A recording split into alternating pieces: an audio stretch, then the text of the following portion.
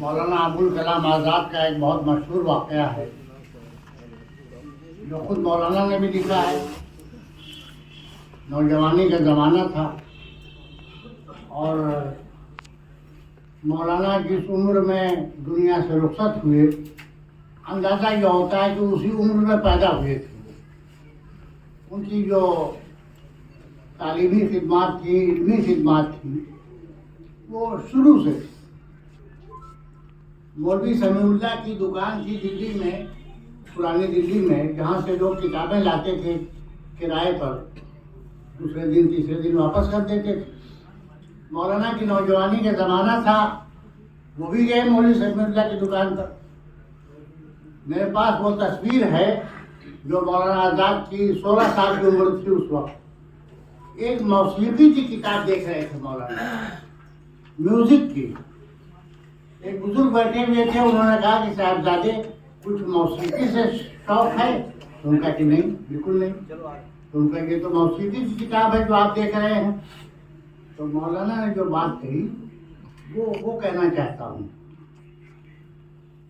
مولانا نے کہا کتاب تو اسی لیے ہوتی ہے کہ پڑھی جائے اور سمجھی جائے، اور یہ کہہ کے مولانا لے آئے اس کتاب کو، موسیقی کی کتاب۔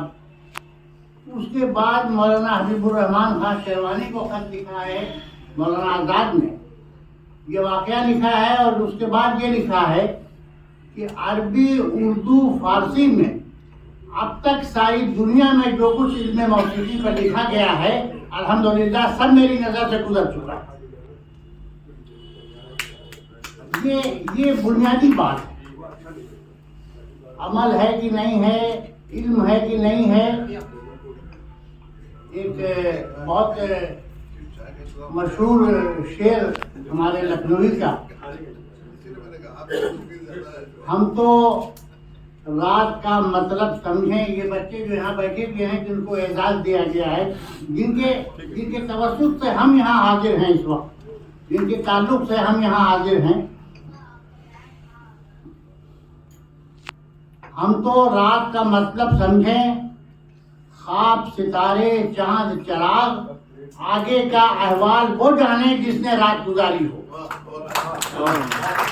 یہ بنیادی فرق ہے۔ تعلیم پر گفتگو تو ہم سب لوگ کرتے ہیں اور کرنا چاہیے بھی، اس کی ضرورت کا اظہار کرتے ہیں، لیکن جن بچوں نے راتوں کو جاگ کر اور اپنی شخصیت کو مٹا کر یہ مقام حاصل کیا ہے، ان سے پوچھئے کہ ہم تو رات کا مطلب سمجھے، خواب، ستارے، چاند، چراغ، آگے کا احوال وہ جانے جس نے رات گزاری ہو۔ اور ایک بڑی بنیادی بات یہ ہے، ہمارے ہندوستان میں دیوبند، ندوہ، علی گڑھ جامع ملیہ اور کاشی ودیا پیٹھ، یہ ادارے جب قائم ہوئے تو میرے خیال یہ ہے کہ ان اداروں کے قیام کی جو پہلی نشست ہوئی تھی اس میں اتنے لوگ بھی نہیں رہے ہوں گے۔ دیوبند کا قیام ہوا تو ایک استاد، ایک شاگرد بیٹھ گئے، اور میں وہ درخت دیکھ کے آیا ہوں جس درخت کے سائے میں یہ فریضہ انجام دیا گیا تھا، اور آج دیوبند ساری دنیا کا ایک طور امتیاز بنا ہوا ہے۔ ذاکر صاحب، تعلیم کا جو فیض ہے،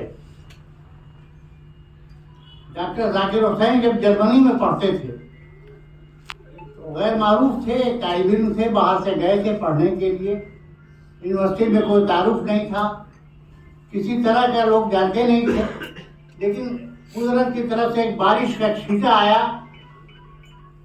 طریقہ ہے یورپ کا اور انگریزوں کا، جب ملاقات ہوتی ہے دو لوگوں کی تو دونوں اپنا نام بتاتے ہیں، میں فلاں اور آپ، وہ اپنا نام بتاتا ہے۔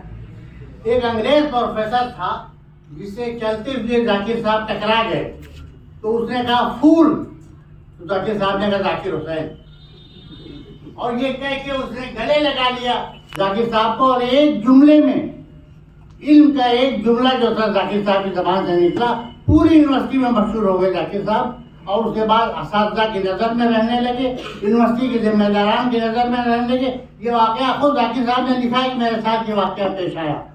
اس نے کہا پھول، ذاکر صاحب نے کہا کہ ذاکر حسین. اس نے اپنا تعارف کرایا، ذاکر صاحب نے اپنا تعارف کرایا. یہ اور اسی طرح کا واقعہ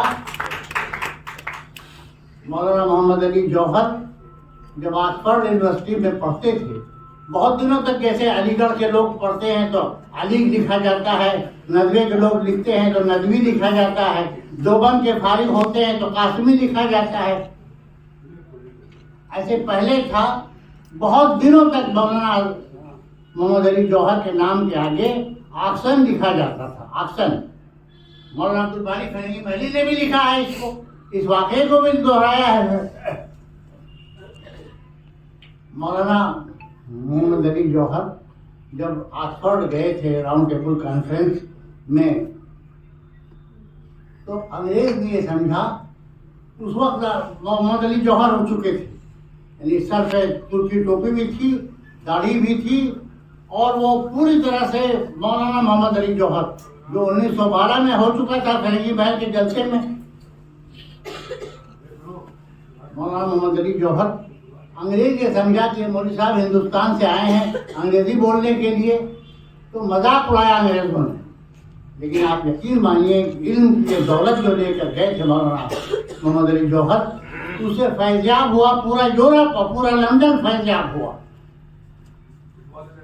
دوسرے دن مولانا عبدالمجید عبادی نے لکھا ہے واقعہ کہ دوسرے دن انگریز ڈکشنری لے کر بیٹھا تھا مولانا محمد علی جوہر کی تقریر سننے کے لیے. ڈکشنری لے کر بیٹھا تھا.